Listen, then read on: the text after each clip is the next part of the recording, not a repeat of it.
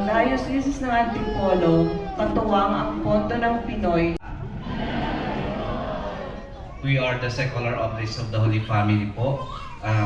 We are composed of lay couples, single professionals, and clergy. No? We are canonically founded by Bishop Emmanuel Trance, the Bishop Emeritus of the Diocese of Catarman, and we are also under the benevolent protector Bishop Nolibuco. And nandito po kami sa inyong harapan po upang kumatok po sa inyong mabubuting puso para po sa pag-aaral po ng mga seminarista po na katulad po na nag-aaral po sa teolohiya at para po rin sa aming Christmas project na para sa pagpapakain po ng mga pamilya, no, the poor families po sa Sampaloc, Manila po. No, ay tulungan niyo po kami sa inyong mabubuting kalooban. Maraming salamat po.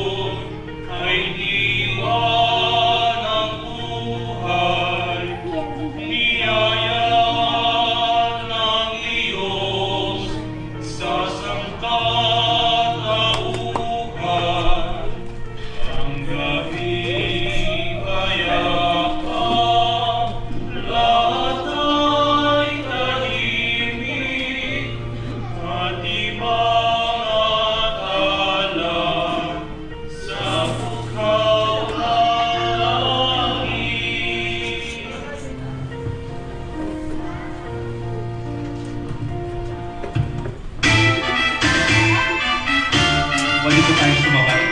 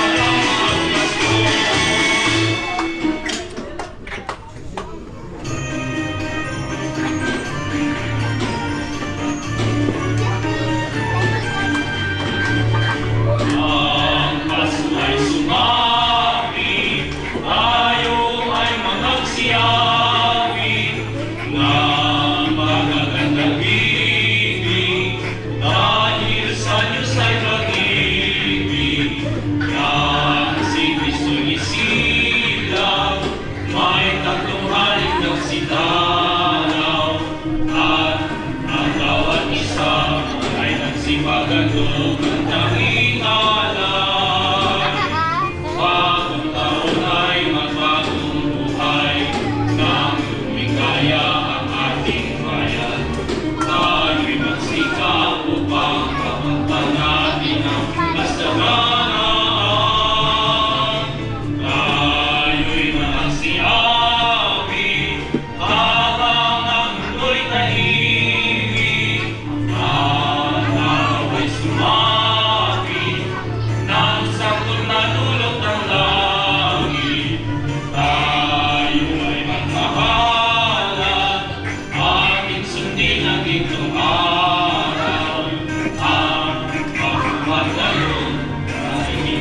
lipas mo ay magbigaya.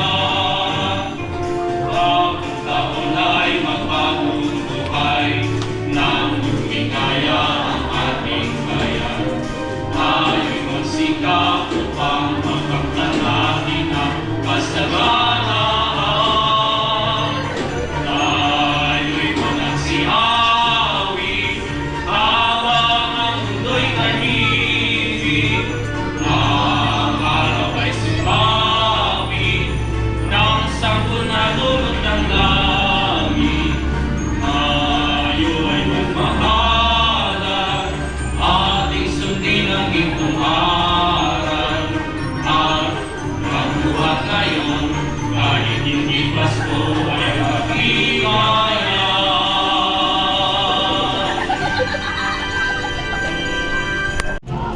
Maganda sa labas at hindi mahangin dito mahangin. Fruit of thy womb, Jesus. Holy Mary, Mother of God, pray for us sinners, now at the hour of our death. Amen. Hail Mary, full of grace, the Lord is with you. 7. Blessed are you among women, and blessed is the fruit of Nawa ay handa na natin yung ating buong puso, buong sarili. Kung mayroon din mga taong kinakailangan nating puntahan, dalawin, humingi ng sorry, makipagkasundo. Kung yung mga pagkakataon na para bang ayaw mong makita maging yung kanyang anino, naku, puntahan mo na. Baka pagka dumalaw yan, anino na lang. Baka multo na yan. So mga kapatid, malapit na ang Pasko. Hayaan natin na ang Diyos ay silang sa ating puso. At ibahagi si Jesus sa iba. Na kapag tayo kanilang nakikita, ay kitang-kita rin nila ang presensya ng Diyos sa atin. Tulad ng ating mahal na ina.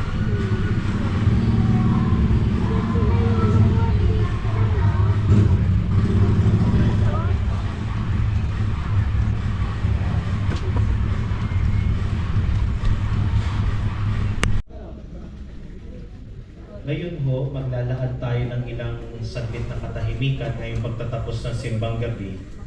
Sama-sama tayo magdadasal sa katahimikan. Una, ipagdadasal ho natin. Pakiyuko ho ang inyong mga ulo.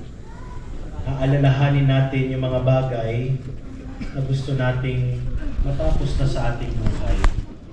Mga problema na gusto nating masolusyonan. Mga relasyon na gusto natin maging matino na. Mga nagpapabigat sa atin na gusto nating matapos na. Gayun din naman alalahanin natin yung mga taong nahihirapan na sana ang kanilang pinapasal ay dumaan din sa pagtatapos.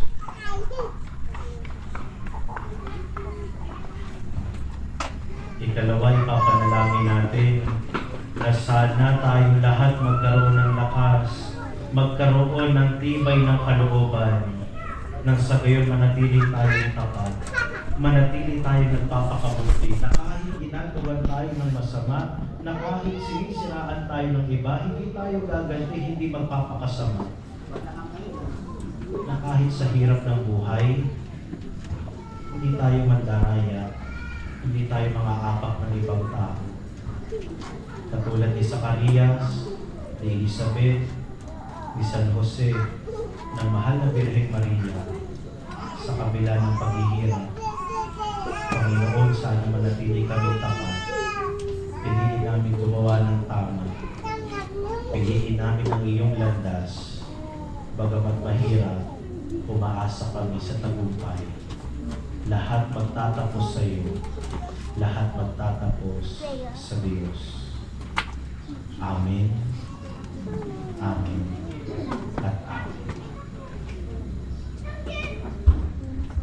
Panalangin ng bayan. Pagsama-samahin natin ang ating mga panalangin, mga personal na kaibigan. Sama-sama tayong manalangin sa Diyos at tulong ng ating mahal na Panginoon, ang mahal na Birhen Sa bawat panalangin ng ating itutugon, O Diyos, dinggin mo ang iyong sambayanan. O Diyos, dinggin mo ang iyong sambayanan.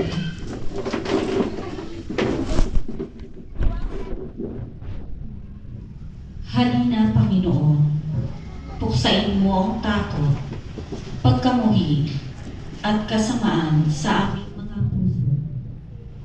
Manalangin tayo.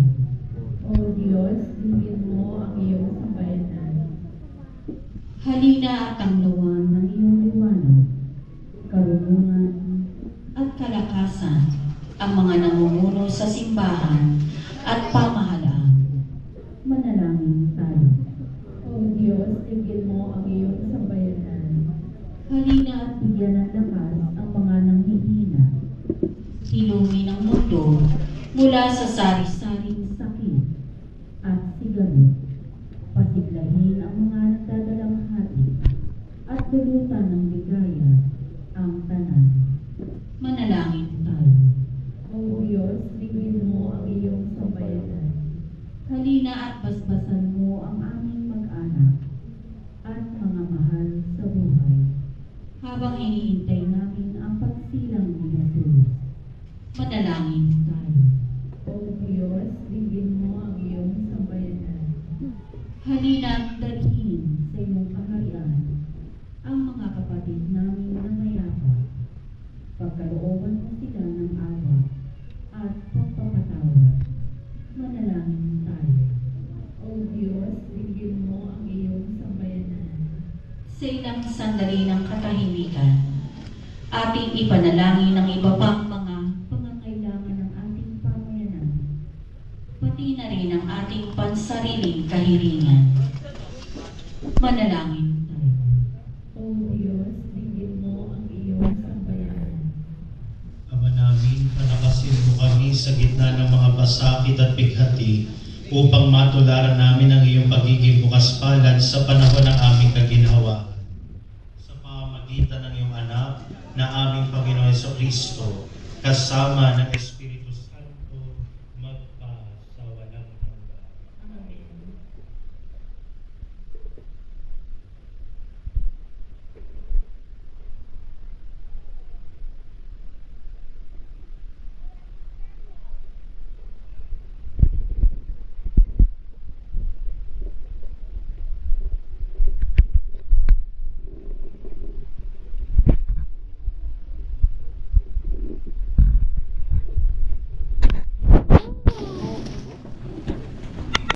Lagi nawa naming madama ang iyong kagandahang loob upang kami magkamit ng kaligtasan, pakundangan sa pagkakatawang tao ng iyong anak. Ngayong aming ginugunita ang kanyang mahal na ina sa pamagitan din ni Jesucristo, kasama ng Espiritu Santo magpa sa walang hanggan. Amen. Salamat ho sa pagsisimba ngayong araw, pagtatapos ng ating pagsisimbang gabi. May nabasa ho ako sa Facebook, nakalagay, Suspect, nakakompleto na simbang gabi, hindi nagsimba ng Pasko. Mga kapatid, ang simbang gabi ay Novena Masses ho ha. Ang main event, bukas ng gabi o yung 25 ng umaga. Sana ho, buong pamilya makakapagsimba. Amen? Amen. Sige, makikita natin kung sino hindi magsisimba bukas. Suspect. Kukunin ko na rin ho ang pagkakataong ito para pasalamatan halos lahat naman po ng maraming MPPC naririto. Lahat ng mga taong tumulong para maitaguyod ang ating pagsisimbang gabi sa mga chapels ho, mga nagsundo ng mga ng pari, mga nag-sponsor ho, mga nag-alay, mga lingkod sa buong araw ng simbang gabi, buong siyam na araw. Maraming salamat ho. Palakpakan naman ho natin sila.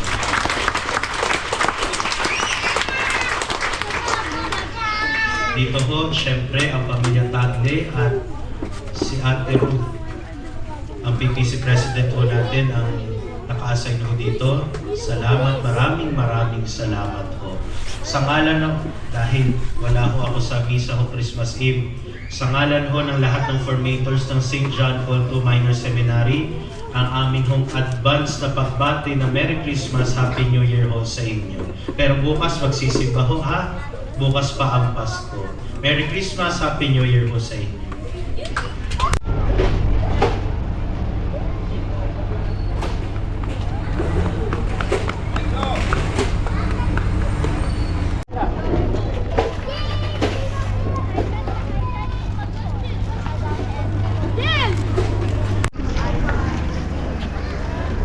Huling simbang gabi. Bukas po ay anticipated na sa Pasko.